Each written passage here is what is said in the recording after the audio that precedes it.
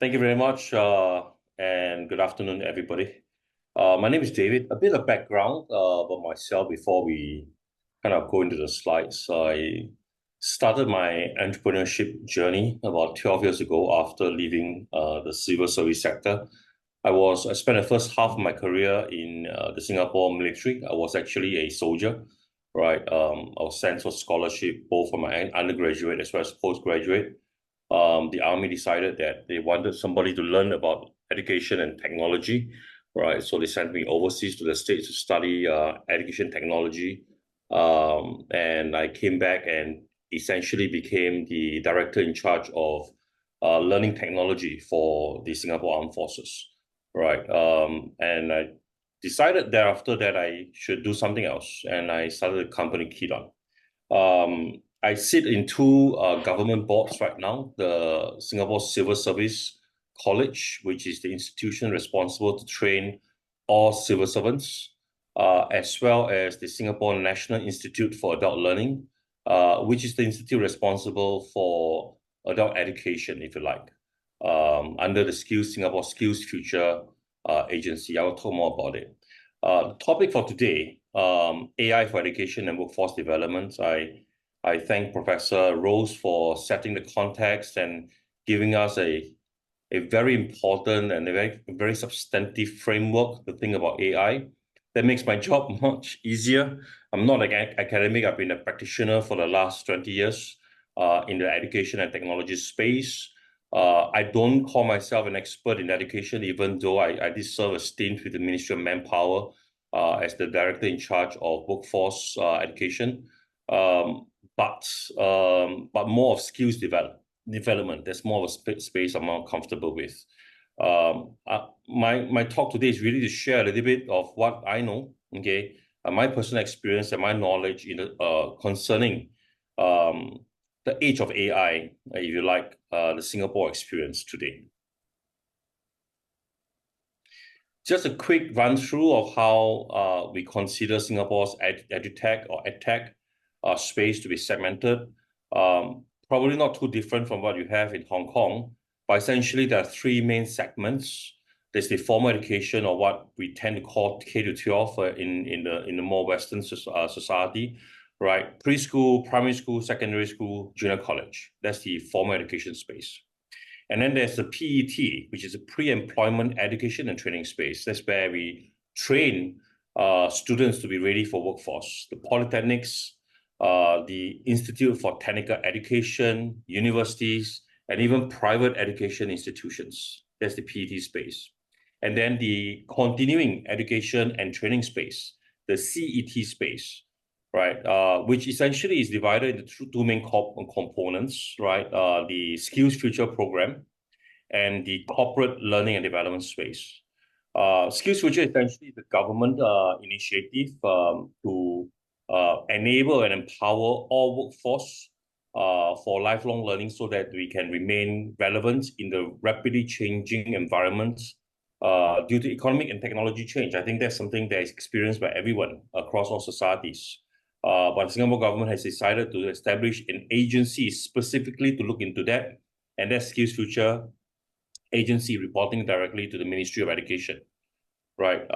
Obviously, when the workforce are in their corporate space, in their companies or organization, they are under the umbrella of the corporate learning and development. So essentially, this kind of gives you an overview. I thought it's important for me to set some context so they understand when I talk about some of the things later on about Singapore education system. The Singapore education system is a lifelong learning system.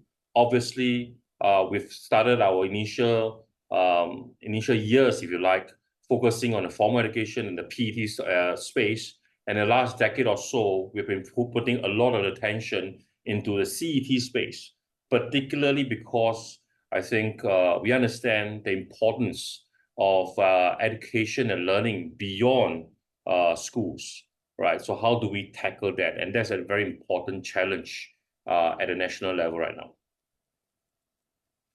So on that, there's really two kind of initiatives that may be interesting to you, right?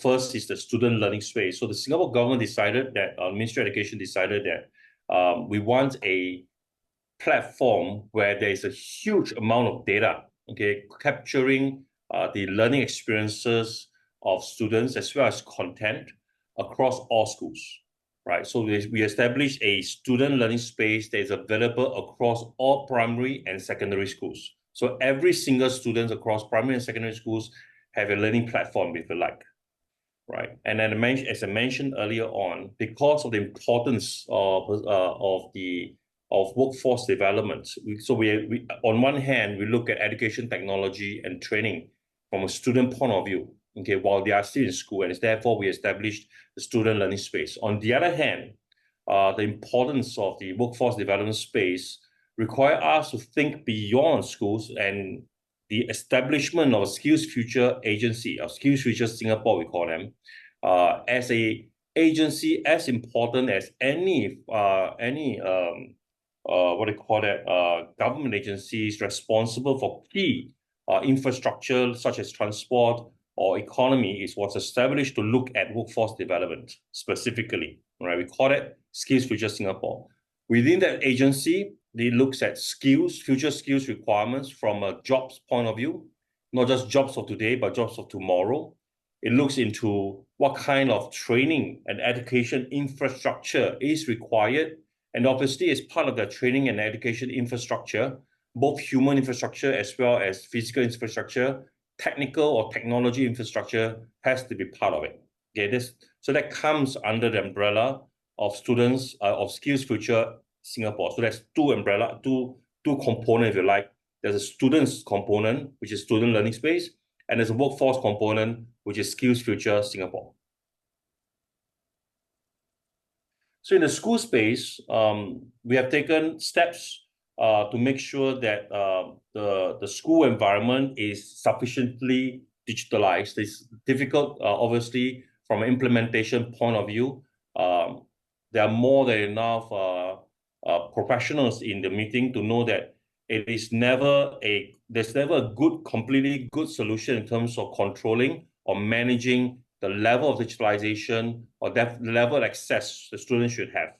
But the Singapore government has taken steps to make sure that we move forward progressively. So we have implemented, for example, every student a laptop in all secondary school. Okay, right. So that's as of today, since 2021, right? All students in secondary schools has a laptop access to the student learning space. Obviously, that's a huge investment from a government point of view and from a national point of view, right? Second, okay, it's another initiative that may be interesting to you is that we are progressively moving towards replacing pen and paper in our examinations, right? So because we recognize that in the future workforce, there are less writing, okay, and there are more typing, okay, there are more using of electronic devices in the workplace, and therefore we want to take the concrete steps towards replacing the traditional pen and paper method towards a more electronic method. That is still work in progress. To be honest, it's not completely transformed yet. I think we're about 30% right now, and there are still many components that we are working through in this work. I talked about Skills Future, right? Skills Future is not just an agency. Skills Future is a movement, right? So that movement is propelled by that Skills Future agency and empowered by what we call a Skills Future credit. So every Singapore citizen gets a Skills Future credit according to the age group. So the younger you are, because you're expected to be more, I guess, more relevant because you just recently left school, right? You get a certain amount of money, $500, okay, credit, okay, into the account. And then for Singaporeans of the, a bit later age of 25 years and above gets about $1,000. And those above 40 gets $1,500, okay, credited into the account. And most recently, last year, the Singapore government added $4,000 into everybody's account. This is over and beyond the subsidy of training and education that the government put into everybody. So typical Singapore citizens gets about 70 to 90% education subsidy, for any training programs that is skills related. Well, they are still a workforce ready person, if you like. So again, there's a substantive investment that the government put. Now I'm going to come to the education technology part shortly, but you'll realize that the main reason why government is intending, or rather is intentional, okay, and determined to put money into this is because people in Singapore, we don't have any resources. So if you know Singapore, just like Hong Kong, we are small. Okay, we are basically, our main capital is not anything else other than human capital. So the investment in human capital is extremely important to us in order for us to remain relevant in today's work. And we recognize also that the changing workforce environment with the advent of AI, with the advent of digitalization, requires our workforce to be keeping up with all technological and economic development and changing work environments, right? So that requires a significant amount of investment. What about AI then? Okay, so since 2019, the government of Singapore implemented, or rather developed, a AI national strategy. The AI national strategy is not just one whereby it is about us taking on AI. Okay, it is a whole ecosystem approach. So starting from a government level, there's an agency that we call GovTech, which drives data and digital infrastructure. So data centers, digital infrastructures, pipelines, and connectivities are all done at the GovTech level. And then how do we motivate and stimulate the industry? So it's multi-agency kind of approach towards developing talent and companies, right? Companies such as myself, okay, we are AI-based learning and technology companies, is empowered. So we work closely with the likes of the Information Media Development Agency, with Tech Skills Accelerator, which is about transforming workforce so that they are more tech-enabled or tech-ready. Ministry of Communication Information, which is the mothership over IMDA, the Infocom Media Development Authority. A-Star, which is about research. AI Singapore, which is a specialist agency responsible for AI, so on and so forth. There's multiple agencies working across the industry, essentially to stimulate two things: the generation of AI talent and the creation of AI-ready or AI competent companies. So that's at the industry level, right? And then at the academia level, okay, how do we create more capability and capacity for AI? Stimulated primarily by the National Research Foundation, which sits with the Prime Minister's office, that gives grants. And in today's environment, any research that is AI-centric receives significant amount of grants from NRF, and the universities in Singapore are all having AI initiatives in R&D. And that's, I think, common across even in Hong Kong universities as well. But what I think we are trying to do over in Singapore is to create an ecosystem from the government to the industry to academic R&D capacity. And some of the initiative, for example, that is percolating down towards the population includes AI for everyone and AI for industry, right? So those are AI initiatives in terms of training, exposure, and education at the community level. That's AI for everybody. And then percolating down to the small and medium enterprises particularly, right? Large companies typically has a capacity to deal with R&D, but smaller companies don't. And so the government actually puts significant amount of effort in terms of stimulating and empowering smaller organizations, small and medium enterprises, even to adopt AI in their day-to-day work. Coming back to the student learning space, with the advent of AI that we are all familiar with, the EdTech Master Plan addressed it. If you look at the second line there, leveraging new technologies such as AI to better customize learning for every child, right? That is a key recognition. Right? So there's 3 key points in the EdTech Master Plan 2030.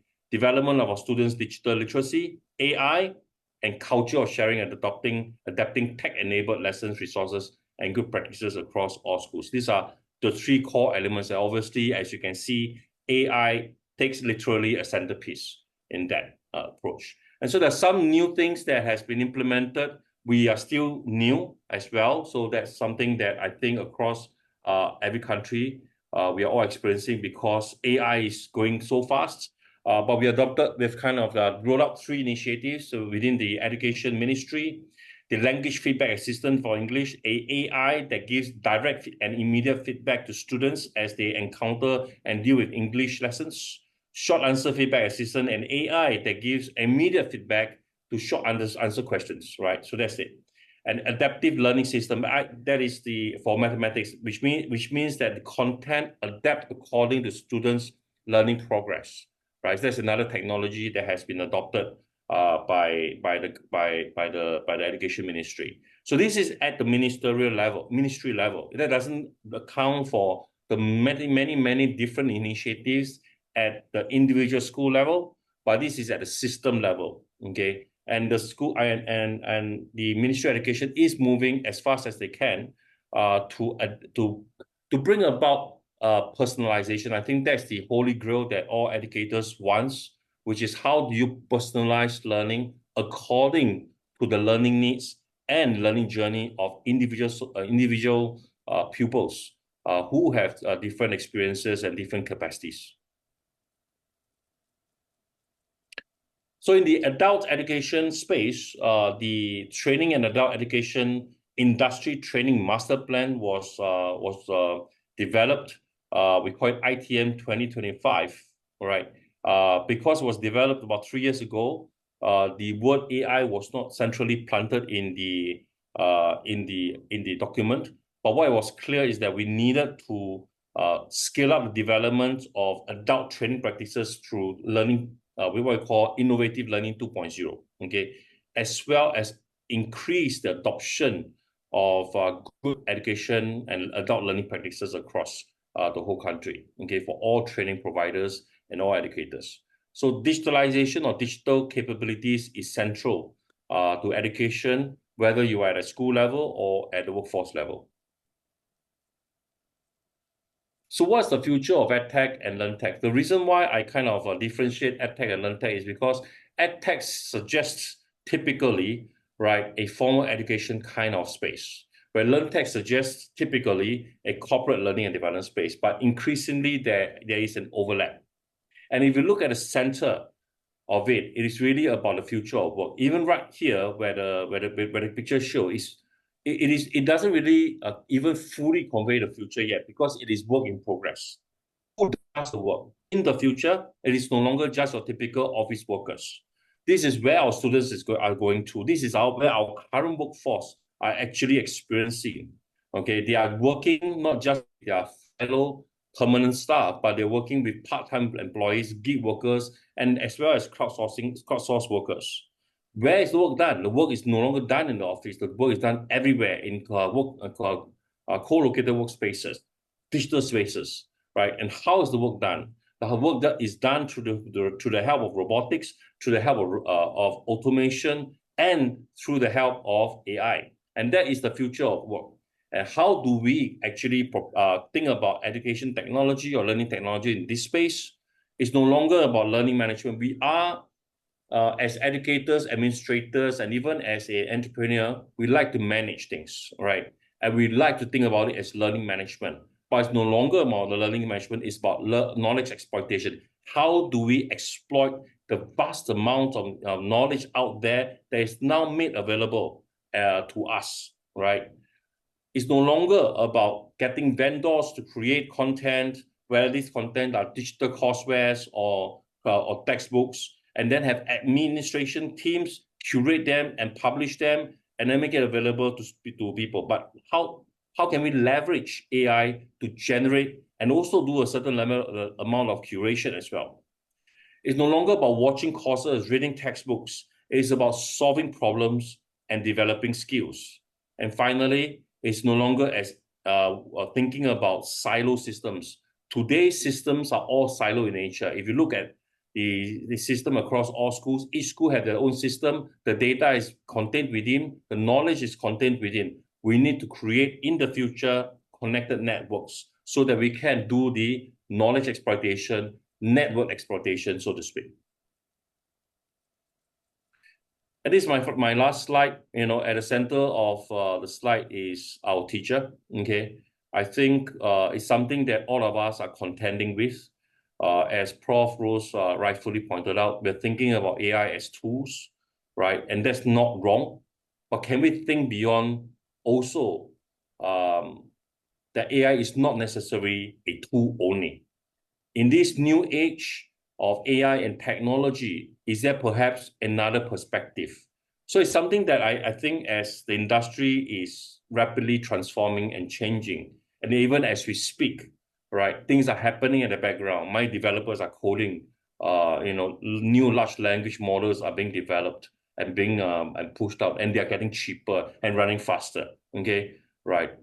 It is not inconceivable that many of the tasks, many of the roles, not just tasks, many of our conception about what AI does for us as educators, may no longer be in the confines of tools, which is it can help you create curriculum faster. It can help you put together things better. Okay, that's thinking about AI as tool. But how about AI as part of an embedded capability of a new transformed role, new transformed environment in education and training? I don't think we have fully expressed what it is. We are still in the early days.